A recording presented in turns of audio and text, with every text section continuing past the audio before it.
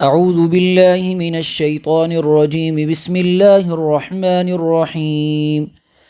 الزانی لا ينكح الا زانیة او مشرکة والزانیة لا ينكحها الا زان او مشرک وحرم ذلك على المؤمنین۔ صدق اللہ العظیم۔ سورہ نور سن رہے تھے، جس میں اللہ تعالیٰ نے پاک دامنی، عفت اور ایک پاکیزہ زندگی گزارنے کے اصول بیان کیے۔ انسان کی زندگی پاک اور صاف کیسے رہے، اور خاص طور پہ انسان کی جوانی پاک اور صاف کیسے رہے۔ اللہ تعالیٰ پاک صاف ستھری زندگیوں کو پسند کرتے ہیں، لہٰذا بے حیائی کا ہر وہ کام جو انسان کے کردار کو داغدار کرے، جو انسان کی زندگی کو ناپاک کرے، اللہ تبارک و تعالیٰ اسے ایمان والے کے لیے پسند نہیں فرماتے۔ لہٰذا وہ سارے راستے، وہ سارے دروازے اللہ تعالیٰ بند کر دیتے ہیں، اور ہمیں حکم دیتے ہیں کہ ان سارے دروازوں کو، بلکہ ان چور دروازوں کو بند کر دیا جائے جہاں سے انسان کے لیے بے حیائی کے راستے کھلتے ہوں، جہاں انسان بے حیا بنتا ہو اور اس کی پاک دامنی داغدار ہوتی ہو، وہ سارے راستے بند کر دینے چاہیے۔ سورت کی ابتدا میں سب سے پہلے اللہ تعالیٰ نے بدکاری کی سزا بیان کی۔ حالانکہ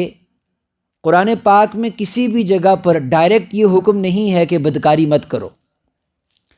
قرآن پاک میں حکم ہے لا تقربوا الزنا،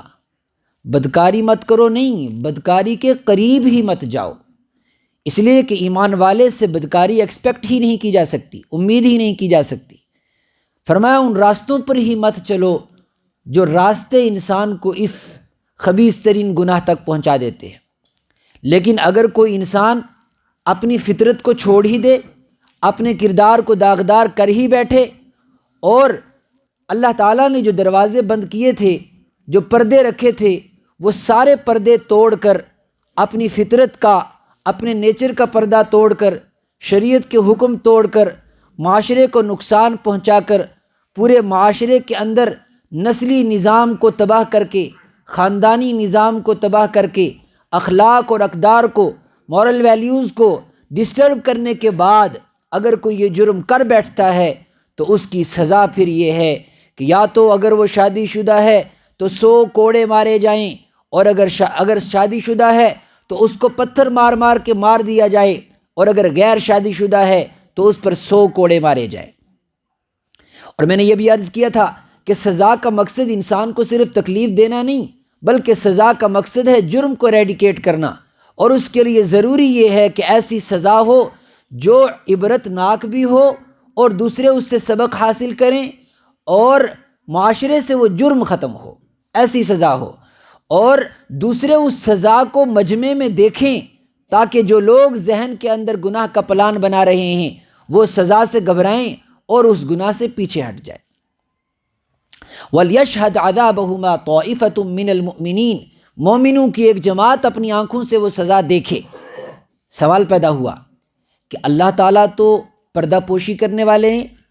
وہ تو ستار العیوب ہیں، وہ تو ایسے بھی گناہوں کو پھیلانا نہیں چاہتے، وہ تو ایسے بھی پردہ پوشی کرتے ہیں، تو پھر کسی انسان کی عزت کو اس طرح مجمع میں نیلام کیوں کیا گیا، پھر اس کو رسوا کیوں کیا گیا؟ ظاہر سی بات ہے، بظاہر اسلامی تعلیمات کی یہ خلاف ہے، لیکن یہ بات ذہن میں رہنی چاہیے، جب تک گناہ چھپا رہے اللہ تبارک و تعالیٰ اس کو چھپاتے ہیں، اور انسانوں کو بھی حکم ہے کہ تم اس پر زیادہ تبصرے مت کرو، لیکن جب جرم ثابت ہو جائے اب گناہ کو چھپانا یہ معاشرے کے لیے زہر ہو سکتا ہے، لہٰذا اب اس گناہ گار کو اتنا رسوا کیا جائے تاکہ وہ قابل عبرت بن جائے اور دوسرے لوگ گناہ سے بچیں۔ خود اس کو تو اللہ اس حد کے جاری ہونے کی وجہ سے معاف کر دے گا، لیکن معافی الگ چیز ہے، اور گناہ کے جو اثرات ہیں زمانے کے اوپر، معاشرے کے اوپر جو پڑیں گے وہ الگ چیز ہے۔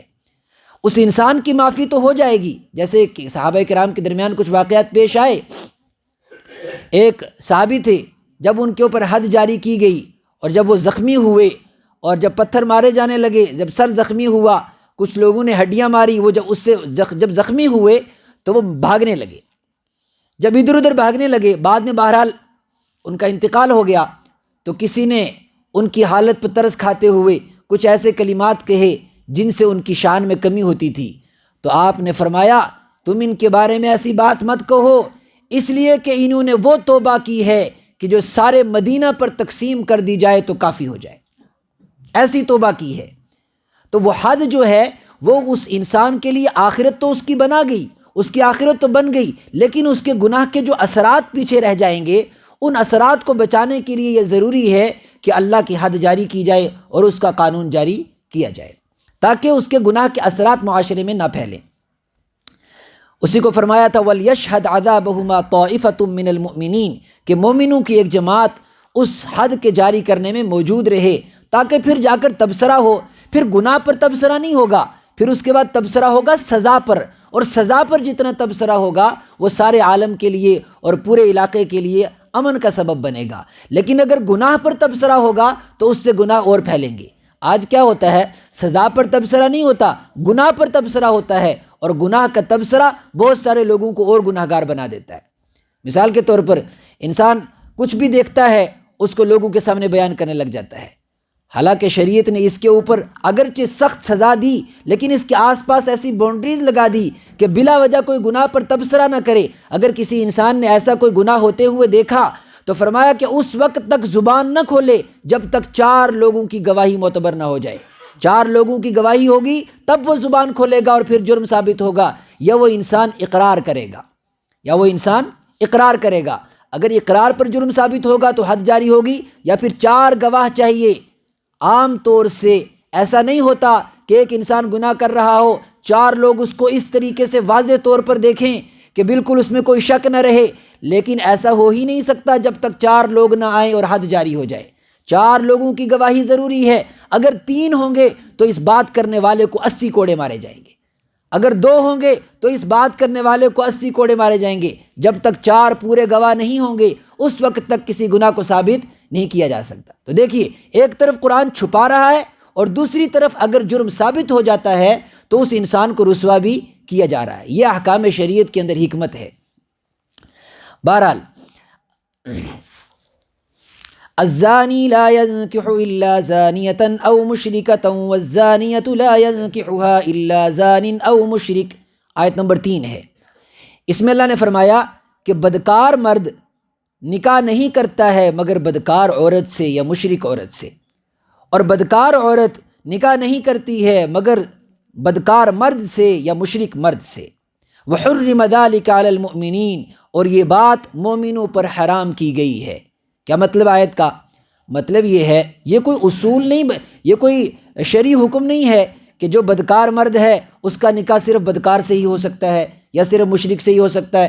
یا پھر یہ کہ جو بدکار عورت ہے اس کا نکاح بدکار مرد سے ہی ہو سکتا ہے۔ یہ کوئی شرعی حکم نہیں ہے، بلکہ یہاں پر ایک فطرت کے مزاج کو بتایا گیا ہے کہ عام طور سے وہ انسان جو گندگیوں میں لگا رہتا ہے، جو اپنی زندگی کو ناپاک کر دیتا ہے، جو اپنے کردار کو داغدار کر دیتا ہے، عام طور سے اس کا فطری میلان اور اس کی طبیعت ایسے ہی لوگوں کو چاہتی ہے جو اسی کی طرح ہے،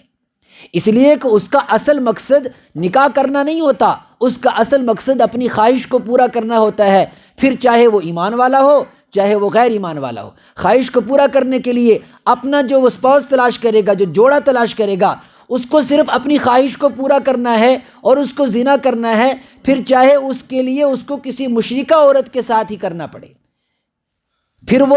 مذہب کی قید سے باہر ہو جاتا ہے۔ اور آج ایسا بہت ہو رہا ہے، پڑھا لکھا نوجوان ہے، بہرحال وہ شریعت کے اعتبار سے تو نہیں پڑھا لکھا، دنیا کے اعتبار سے، دنیاوی تعلیم کے اعتبار سے بڑا پڑھا لکھا، بڑا سمجھدار، بڑا انٹلیکچوئل آدمی ہے، لیکن اس کو یہ بات سمجھ نہیں آتی کہ ایمان کی حدود کیا ہیں، ایمان کی قید کیا ہیں۔ وہ کہتے ہیں جی یہ تو بس یہ جو شادی بیاہ ہے اس کے بیچ میں مذہب کو لانے کی کیا ضرورت ہے؟ یہ آج بڑا چل رہا ہے، بیچ میں مذہب کو لانے کی کیا ضرورت ہے؟ مذہب کی کسی قید کی ضرورت ہی نہیں ہے، وہ بھی انسان ہم بھی انسان، وہ بھی ہمارے جیسے کھاتے ہیں ہم بھی ان کے جیسے کھاتے ہیں، ہمارے اور ان کے رہنے سہنے میں کوئی فرق نہیں، یہ بیچ میں مذہب کہاں سے آ جاتا ہے؟ پہلے تو انسانیت ہے، اس کے بعد مذہب ہے۔ تو جواب یہ ہے وہ انسانیت جو مذہب سے دور ہو وہ دہریت ہے، وہ انسانیت ہی نہیں ہے، وہ اپنی گناہ کے جذبے کو پورا کرنا چاہتا ہے، پھر وہ کوئی بھی ہو، پھر وہ مشرک کی حد تک بھی چلا جاتا ہے، مشرکہ کی حد تک بھی چلا جاتا ہے۔ تو فرمایا کہ عام طور سے جو بد کردار مرد ہوتا ہے،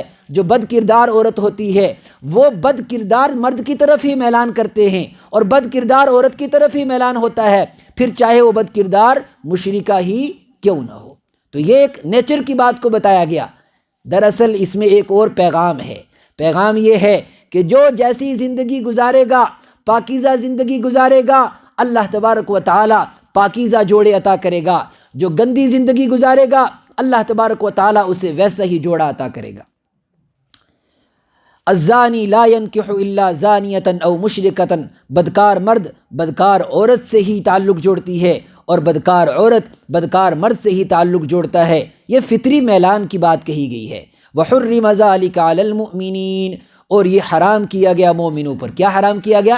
یعنی ایک تو یہ بدکاری کا فعل مومنوں پر حرام ہے، مومن سے یہ تصور نہیں کیا جا سکتا کہ وہ اپنی پاکیزہ ایمان والی زندگی کو کسی ایسے جرم میں شامل کر کے داغدار کرے گا، ایک مطلب۔ اور دوسرا مطلب یہ ہے کہ مشرک عورت سے نکاح کو حرام کیا گیا ہے، لیکن اگر کوئی مومن اس گناہ میں ملوث ہوتا ہے پھر وہ اس چیز کی اگر پرواہ نہیں کرتا، یہ حد درجے کا گناہ کرتا ہے، یہ انتہائی درجے کا جرم کرتا ہے۔